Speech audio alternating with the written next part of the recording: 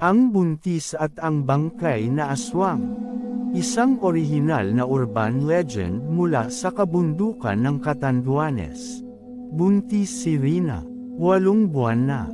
Para makaiwas sa stress ng Maynila, pinilit siyang iuwi ng asawa sa probinsya, sa isang liblib na baryo sa kabundukan ng Catanduanes.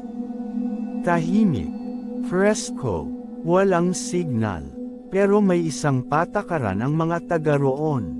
Huwag kang lalabas pag bagong buwan. Lalo na kung may bata sa tiyan mo. Ang gabing walang buwan. Isang gabi, nagising si Rina sa tunog ng pako sa bubong. Akala niya pusa lang.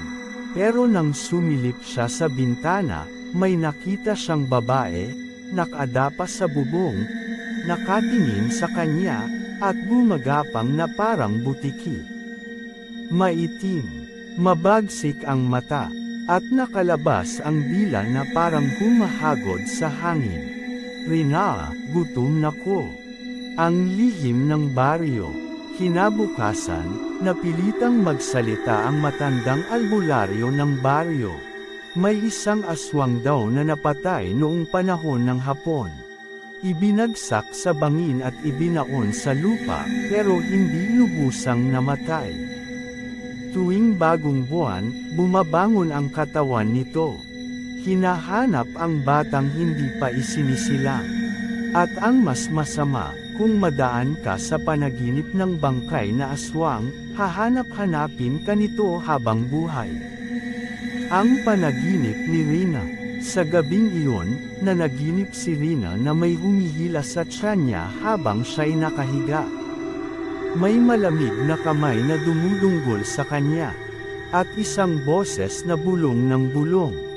Kalat tayo, ibigay mo sa Kim yang buhay sa sinapupunan mo. Nagising siyang umiiyak, at basang-basa ng pawis ang kanyang tiyan. Ang huling gabing kasama niya. Sa huling gabi ng bagong buwan, habang wala ang asawa niya, biglang nawala ng kuryente. Tahimik ang paligid, pero mula sa bubong, narinig niya ulit ang tunog. At unti-unti, may umuusbong na mukha sa may kisame, hindi tao, kundi tuyong balat na may putol na tali sa leeg.